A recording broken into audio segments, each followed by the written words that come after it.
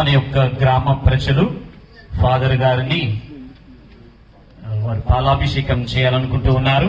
Father గారు 25 సంవత్సరాలు తన గురుత్వపు జీవితంలో అడుగిడుతూ ఉన్నారు. ఇప్పుడు తన యొక్క సేవను వీరు బ్రాహ్మణపల్లి రెడ్డిపురం గ్రామంలో 1971 సంవత్సరంలో ఆగస్టు 27వ తారీఖున రెడ్డిపురం బ్రాహ్మణపల్లిలో జన్మించారు. ప్రాథమిక ఉన్నత విద్యలు హైదరాబాద్ నందుగల పునీత మార్క్ పాఠశాలలో చదివినారు.